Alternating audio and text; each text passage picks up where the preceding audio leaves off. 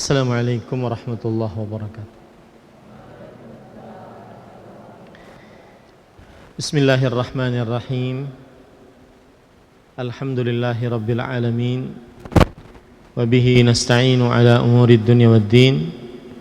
Wassalatu wassalamu ala ashrafil anbiya'i wal mursalin, nabiyyina Muhammadin wa ala alihi wa ashabihi ajma'in, amma ba'd. Alhamdulillah, kita bersyukur pada Allah Subhanahu wa taala pada hari ini, hari Kamis 12 Jumadil Ula 1443 Hijriah, kita dimudahkan oleh Allah Subhanahu wa taala untuk duduk bersama di dalam Masjid Umar bin Khattab, Pesantren Intan Ilmu Barito Kuala, Kalimantan Selatan, setelah melaksanakan sholat zuhur berjamaah. Salawat dan salam semoga selalu Allah berikan kepada Nabi kita Muhammad sallallahu alaihi wa ala alihi wasallam, pada keluarga beliau, para sahabat, serta orang-orang yang mengikuti beliau sampai hari kiamat kelak. Ahibati fillah, afanillahu iyyakum. Para santri-santri sekalian, para ikhwah yang saya cintai karena Allah, semoga Allah Subhanahu wa taala selalu memberikan afiat kepada kita. Ada beberapa santri di pesantren Intan Ilmu ini mengeluh tentang rasa was-was yang dihadapinya,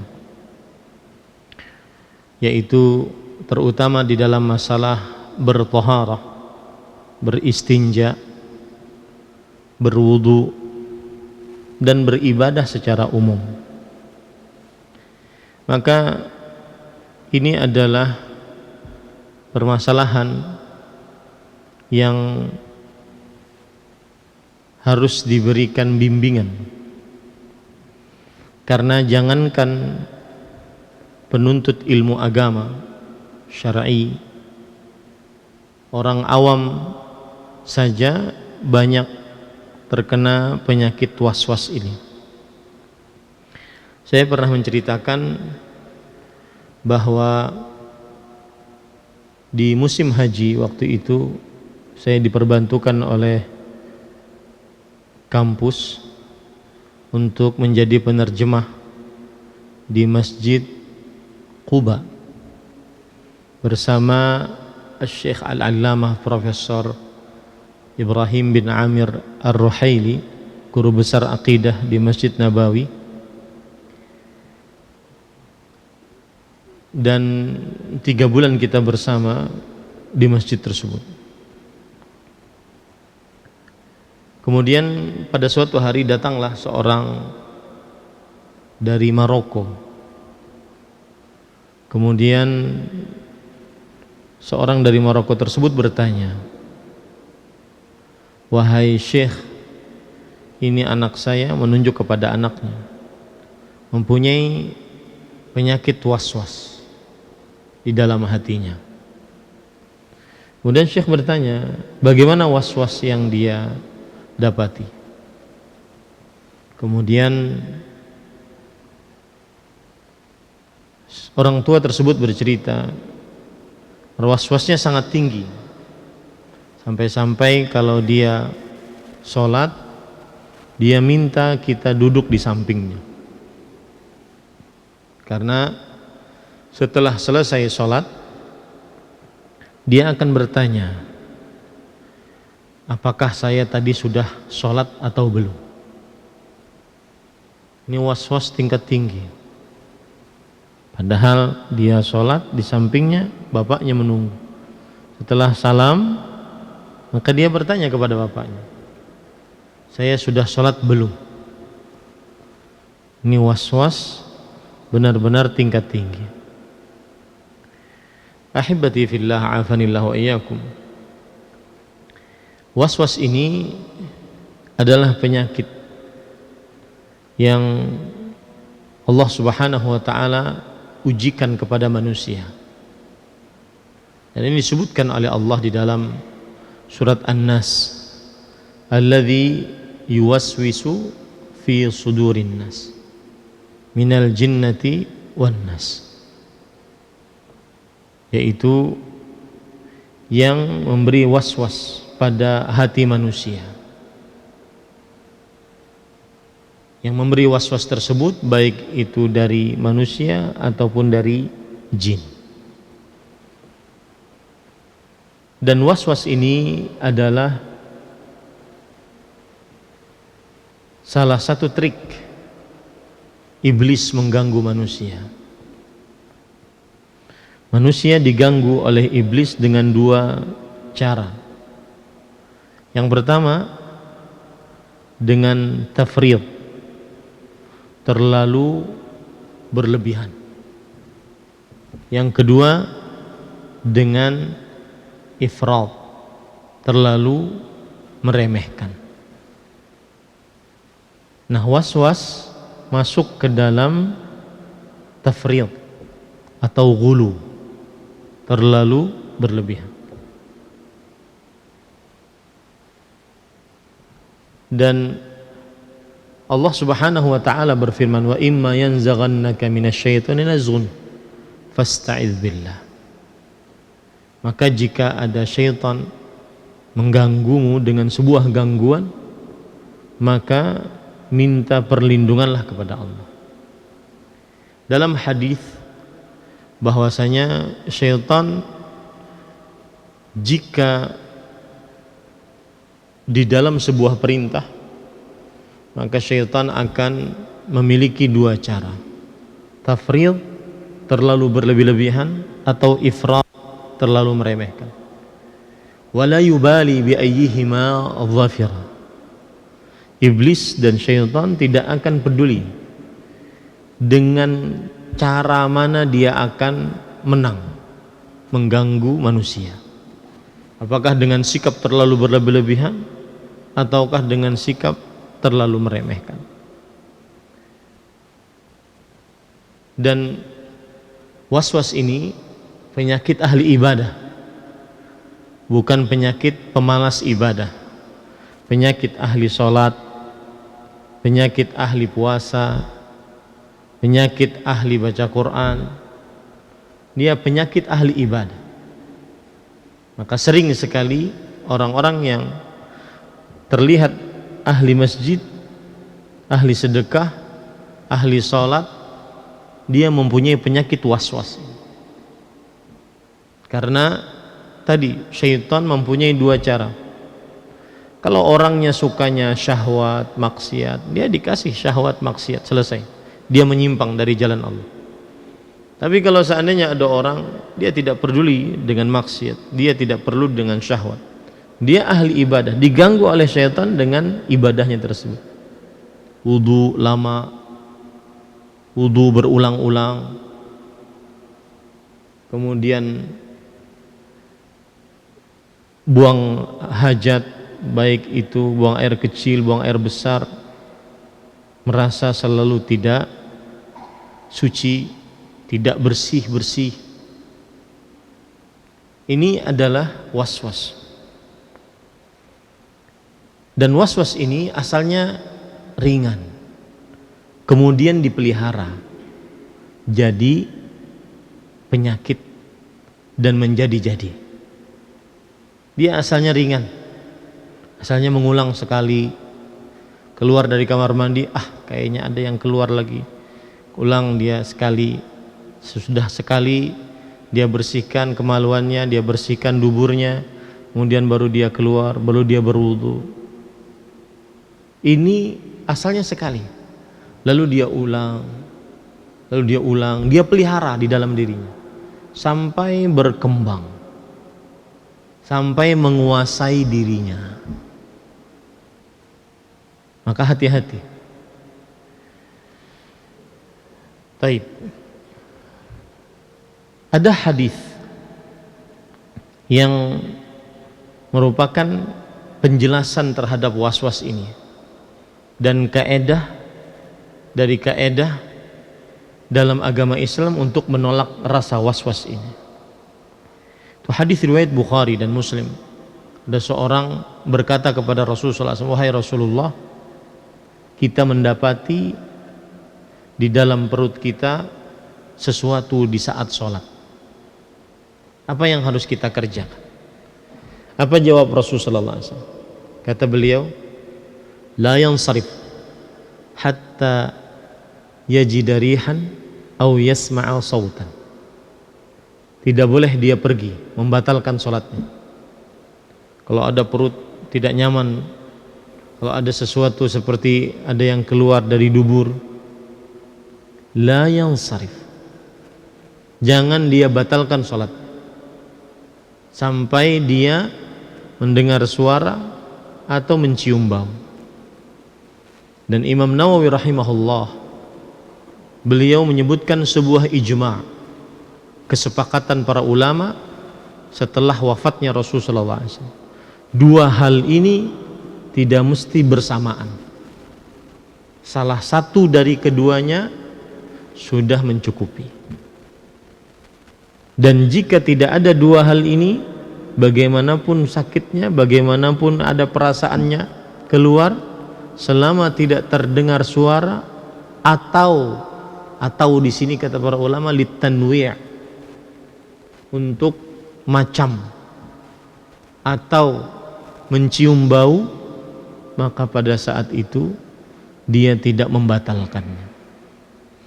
Imam Nawawi berkata pada hadis ini, hadzal haditsu aslun min usuli ad-din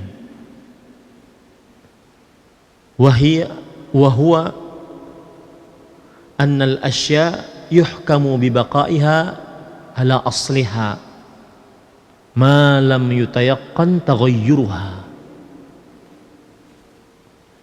Yang artinya hadis ini menunjukkan pokok dari pokok-pokok agama. Pokok kita beribadah, hadis ini salah satunya. Bahwa segala sesuatu dihukumi sesuai dengan asalnya, tetap pada asalnya.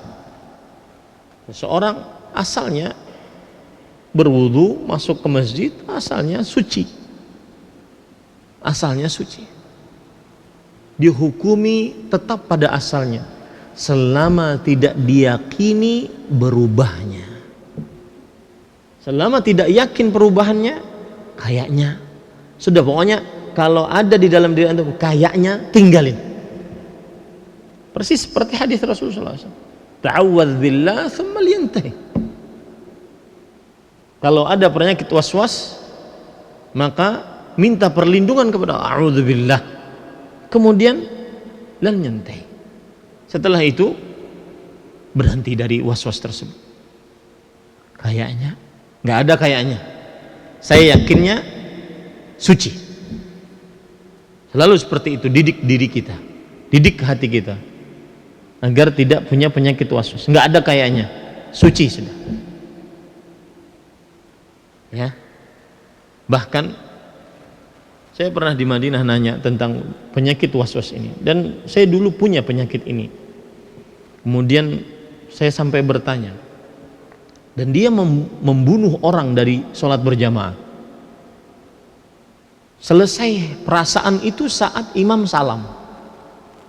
Selesai perasaan itu saat imam salam. Karena itulah yang diinginkan oleh syaitan. Keluar dari kamar mandi, tempat wudhu sudah basah semua. Saya pernah sholat di samping orang, waktu itu di Arab Saudi juga, samping orang. Waktu itu tahiyat terakhir. Seperti ada yang tidak pas gitu. Sedangkan imam kan terus baca. Dia makmum di saf pertama bersama saya. Sungguh mengganggu sekali. Ketika imam sudah salam, kanan kiri, menangis dia karena merasa bacaannya tidak selesai. Padahal dia sendiri yang membuat dirinya sulit. Nah, para santri-santri sekalian dan para ikhwah sekalian, jangan sampai dipelihara rasa was-was. Ambil yang yakin, kemudian liantai. Yakinnya saya berwudu selesai. Ustaz, setelah saya lihat, setelah sholat, saya lihat ada bekas. Jangan dilihat. Jangan dilihat. Karena apa yang kamu lihat setelah selesai sholat bukan urusanmu, kecuali kamu yakin bahwa kamu keluar. Kalau masih ragu-ragu, kayaknya jangan. La taltafit. Bahkan saya pernah bertanya, saya katakan tadi, bahkan kalau seandainya air senimu mengalir di pahamu, jangan batalkan sholat. La yukallifullahu nafsan illa usaha. Kita kan diwaswasi, ayo sholatmu enggak sah, kamu ke celana dalammu kena kencing, sholatmu enggak sah. La yukallifullahu nafsan illa usaha. Allah tidak membebani seseorang kecuali sesuai dengan kemampuannya. Dan seperti yang saya ungkap tadi, rasa was-was itu kecil-kecil sampai dia membesar, sampai pada tahap dia qunut min rahmatillah, sampai dia tahap putus asa dari rahmat Allah subhanahu wa ta'ala. Maka apa saja yang harus dikerjakan kalau punya rasa was-was? Satu, ta'awwadz billah, mengucapkan a'udzubillahi minasyaitonir rajim. Kemudian yang kedua, waliyantahi. Ini rasa was-was apapun. Bahkan ada sebagian orang mengatakan, saya Tuhan, saya ini Tuhan. Itu rasa was-was. Kemudian bahkan dirinya menolak. Kalau ada sesuatu di dalam dirinya, perasaan-perasaan seperti itu sebenarnya kata Rasulullah SAW, dzaka sarihul iman. Itu adalah penampakan keimanan yang jelas. Karena kita ini di atas fitrah. Ketika ada bisikan dari syaitan, kamu diciptakan oleh siapa? Oh, ada bapak ibu saya. Bapak ibu kamu siapa yang menciptakan? Oh, ada kakak nenek saya. Kakek nenek kamu dari mana? Oh, ada buyut saya. Buyut kamu dari siapa? Sampai Nabi Adam. Adam siapa menciptakan? Sampai kepada pertanyaan, Allah siapa yang menciptakan? Mulai saat itu ada perasaan itu. Inna najidu fi anfusina syai'an nata'adhamu an natakallama bih. Kita mendapati di dalam diri kita sesuatu yang berat lisan kita untuk berbicara, yaitu tadi sampai pertanyaan siapa yang menciptakan Allah. Maka kata Rasulullah SAW, fahal wajadtumu, apakah kalian mendapati itu? Bala ya Rasulullah, iya wahai Rasulullah SAW. Maka kata Rasulullah SAW, dzaka sarihul iman. Itu adalah keimanan yang jelas. Artinya bisikan syaitan masuk ke dalam hati kita, kemudian hati kita menolak. Dasar iman kita menolak. Maka pada saat itu tugas kita adalah a'udzubillahi minasyaitonir rajim. Waliyantahi. Setelah itu berhenti. Didik jiwa ini untuk berhenti. Jangan kita memutar pikiran. Didik jiwa ini untuk berhenti. Dan harus diyakini baik-baik, itulah ujian Allah terhadap manusia. Dan manusia diuji oleh Allah bermacam-macam. Diuji oleh Allah dengan penyakit, diuji oleh Allah dengan harta, diuji oleh Allah dengan keluarga, diuji oleh Allah dengan kemiskinan dan semisalnya. Salah satu ujian juga adalah ujian tentang was-was ini. Bahkan kadang-kadang ujian was-was lebih berbahaya dibandingkan ujian syahwat. Maka yang pertama, a'udzubillahi minasyaitonir. Yang kedua, hentikan perasaan itu. Jangan diikuti. Jangan sekali-kali mengikuti. Kayaknya wudhu sedikit sebentar nggak apa-apa lah. Karena saya dengar ada yang mengulang wudhu sampai 20 kali. Itu dia sudah mengembangkan rasa was-was di dalam dirinya. Dan itu benar-benar sudah dikuasai oleh syaitan. Tidak boleh, harus berhenti. Ya, harus berhenti. Dua itu saja obatnya. Kemudian yang saya katakan tadi, ambil yang yakin. Apa yang yakinnya? Dan ini sering sekali terjadi. Ketika sholat sudah berapa rakaat, ketika tawaf sudah berapa putaran, ketika sa'i sudah berapa kali perjalanan. Karena memang iblis ingin mengganggu manusia. Dan bagi siapa yang tidak pernah memiliki penyakit was-was seperti itu, maka berdoalah kepada Allah agar tidak tertimpa, yaitu Allahumma inni a'udzubika, ada doa hadis riwayat Imam Muslim, Allahumma inni a'udzubika min zawali ni'matik wa tahawuli afiatik wa fujaati niqmatik wa jami'i sakhatik. Ya Allah, aku berlindung denganmu dari hilangnya nikmatmu, dari berubahnya afiatmu.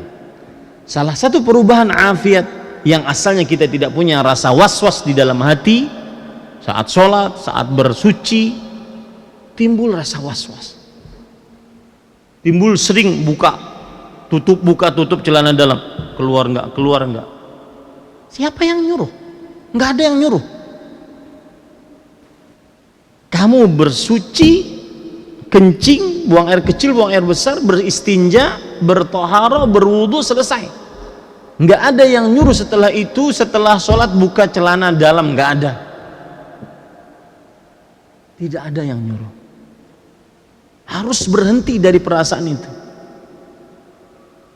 Dan saya sering mengatakan, la ya'mal li nafsika illa nafsuka ba'da mu'awanatillah azza wa jalla, ba'da aunillahi azza wa jalla.